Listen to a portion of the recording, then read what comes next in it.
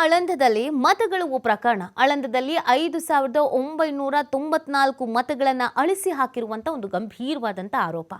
ಮತಗಳವಿನಲ್ಲಿ ಮಾಜಿ ಶಾಸಕ ಸುಭಾಷ್ ಗುತ್ತೇದಾರ್ ಅವರ ಪಾತ್ರ ದೃಢ ಆಗಿದೆ.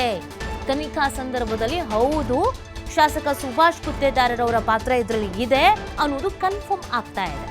ಎಸ್ಐಟಿಯಿಂದ ನ್ಯಾಯಾಲಯಕ್ಕೆ ಇದಕ್ಕೆ ಸಂಬಂಧಪಟ್ಟಂತೆ ಚಾರ್ಜ್ ಶೀಟ್ ಸಲ್ಲಿಕೆ ಆಗಿರೋದು.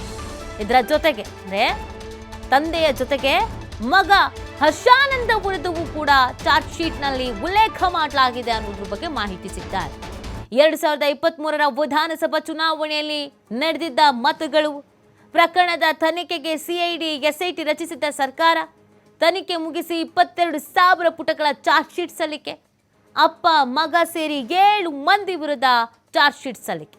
ಮತದಾರರ ಹೆಸರು ಅಳಿಸೋಕೆ ಗುತ್ತೇದಾರ್ ಹಣ ಪಾವತಿ ಅಂತ ಉಲ್ಲೇಖವನ್ನ ಮಾಡಲಾಗಿದೆ. ಮತದಾರರ ಹೆಸರನ್ನ ಅಳಿಸೋಕೆ ಅಂತಾನೆ ಹಣವನ್ನ ಪಾವತಿ ಮಾಡಲಾಗಿದೆ ಅಂತ. ಇದು ರಾಹುಲ್ ಗಾಂಧಿ ಅವರು ಹೋರಾಟ ಮಾಡ್ತಾ ಇದ್ದಾರಲ್ಲ ಮತಗಳು, ಅದರ ಭಾಗದಲ್ಲಿ ಇದು ಕೂಡ ಒಂದು. ಸುಮ್ಮನೆ ಆರೋಪಗಳು ಬರಲ್ಲ ಅಂತ. ಏನಿದು ಮತಗಳು ಪ್ರಕರಣ? ಕ್ವಿಕ್ ಆಗಿ ನೋಡ್ಬಿಡೋಣ. 2023ರ ವಿಧಾನಸಭಾ ಚುನಾವಣೆ ವೇಳೆ ಮತಗಳು ನಡೆದಿದೆ ಅನ್ನೋದು ಆರೋಪ. ಆಳಂದ ಕಾಂಗ್ರೆಸ್ ಶಾಸಕ BR ಪಾಟೀಲ್ ಅವರು ಈ ಆರೋಪ ಮಾಡ್ತಾರೆ. ಇಲ್ಲ, ಈ ಥರ ಆಗಿದೆ ಅಂತ ಅವ್ರು ಆರೋಪ ಮಾಡ್ತಾರೆ ಮೊದಲಿಗೆ.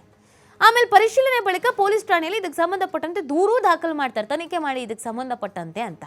ಲೋಕಸಭಾ ಚುನಾವಣೆ ವೇಳೆ ಈ ಬಗ್ಗೆ ಮತ್ತೆ ಧ್ವನಿ ಎತ್ತುತ್ತಾರೆ ರಾಹುಲ್ ಗಾಂಧಿ ಅವರು. ಈಗ ಆಲ್ರೆಡಿ ಇದ್ರ ಬಗ್ಗೆ ತನಿಖೆ ಆಗಿರಲಿ ಅಂತ ಆದೇಶ ಮಾಡಿದ್ರು. ಆಮೇಲೆ ರಾಹುಲ್ ಗಾಂಧಿ ಅವರು ಕೂಡ ಈ ಥರ ಆಗಿದೆ ಅಂತ ಧ್ವನಿ ಎತ್ತುತ್ತಾರೆ. ಆಳಂದ ಕ್ಷೇತ್ರದ ಮತಗಳು ಯತ್ನ ಸಂಬಂಧ SIT ರಚನೆ ಆಗತ್ತೆ. CID ADGP BK ಸಿಂಗ್ ನೇತೃತ್ವದಲ್ಲಿ SIT ರಚನೆ ಆಗತ್ತೆ. ತಾಂತ್ರಿಕ ಮಾಹಿತಿನ ಆಧರಿಸಿ ತನಿಖೆಯನ್ನು ಶುರು ಮಾಡುತ್ತೆ SIT. ಒಂದಷ್ಟು ಡಾಕ್ಯುಮೆಂಟ್ಗಳು ನೀಡಿದ್ರು ಸುಭಾಷ್ ಗುತ್ತೇದಾರರವರ ವಿರುದ್ಧ. SIT ಅದರ ಆಧಾರದ ಮೇಲೆ ತನಿಖೆ ಮಾಡುತ್ತೆ. ಕಾಲ್ ಸೆಂಟರ್ ತೆರೆದಿದ್ದ ಅಕ್ರಮ್ ಪಾಷಾ ಎಂಬಾತ, ಆತನಿಗೆ ಯಾರ್ಯಾರ ಹೆಸರನ್ನ ಮತದಾರರ ಪಟ್ಟಿಯಿಂದ ಕೈ ಬಿಡಬೇಕು ಅಂತ ವಿವರ ನೀಡಿದ್ರಂತೆ. ಅಕ್ರಮ್ ಪಾಷಾಗೆ ಹರ್ಷಾನಂದ ವಿವರ ನೀಡಿದ್ರು ಅನ್ನುವಂಥ ಆರೋಪ. ಪ್ರತಿ ಓಟನ್ನು ಡಿಲೀಟ್ ಮಾಡೋದಕ್ಕೆ ಅರ್ಜಿಗೆ 80 ರೂಪಾಯಿ ಪಾವತಿ ಅಂತೆ. 80 ರೂಪಾಯಿ ಕೊಟ್ಟಿರೋದು ಒಂದೊಂದು ಅರ್ಜಿಗೂ. 2022ರ ಡಿಸೆಂಬರ್, 2023ರ ಫೆಬ್ರವರಿಯಲ್ಲಿ ಆಯೋಗಕ್ಕೆ ಮನವಿ ಮಾಡ್ತಾರೆ. 6,018 ಮತಗಳ ರದ್ದತಿಗೆ ಚುನಾವಣಾ ಆಯೋಗಕ್ಕೆ ಅರ್ಜಿ ಸಲ್ಲಿಕೆ ಆಗತ್ತೆ. ಅರ್ಜಿ ಭರ್ತಿ ಮಾಡಿ ಸಲ್ಲಿಸಿದ್ದ ಪಾಷಾ ಹಾಗೂ ಆತನ ಸಹೋದರ OTPಯನ್ನು ಬಳಸ್ಕೊಂಡು ಹೆಸರನ್ನ ಡಿಲೀಟ್ ಮಾಡುತ್ತೆ ತಂಡ. ಇವ್ರದ್ದು ಅದೇ ಕೆಲಸ.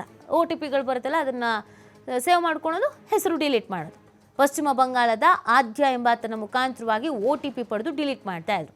ಪ್ರತಿ OTP ರಿಸೀವ್ ಮಾಡ್ಕೊಳ್ಳೋನಿಗೆ 10 ರೂಪಾಯಿ ನೀಡಿದ್ದಾರೆ ಇವರು ಅನ್ನೋದು ಹೇಳ್ತಾ ಇದ್ದಾರೆ. ಬಂಧನ ಭೀತಿಯಿಂದ ನಿರೀಕ್ಷಣಾ ಜಾಮೀನನ್ನು ಪಡ್ಕೊಂಡಿದ್ದಾರೆ ತಂದೆ ಮಗ ಇಬ್ರೂ. ಇವಾಗ ಅರೆಸ್ಟ್ ಆಗ್ತೀವೇನೋ, ತನಿಖೆ ಆಯಿತು, ನಾವು ಇದರಲ್ಲಿ ಭಾಗಿಯಾಗಿರೋದು ಕನ್ಫರ್ಮ್ ಆಗ್ತಾ ಇದೆ ಅನ್ನೋದು ಗೊತ್ತಾಗ್ತಾ ಇದ್ದ ಹಾಗೇನೆ ತಂದೆ ಮಗ ಇಬ್ರೂ ಕೂಡ ನಿರೀಕ್ಷಣಾ ಜಾಮೀನನ್ನು ಸಲ್ಲಿಕೆ ಮಾಡ್ಕೊಂಡಿದ್ದಾರೆ ಅನ್ನೋದು ಗೊತ್ತಾಗ್ತಾ ಇದೆ. ಒಟ್ಟಿನಲ್ಲಿ ಈ ಪ್ರಕರಣವು, ಈ ವಿಚಾರವೂ ಕೂಡ ಸಾಕಷ್ಟು ಚರ್ಚೆಗೆ ಕಾರಣವಾಗ್ತಾಗಿದೆ.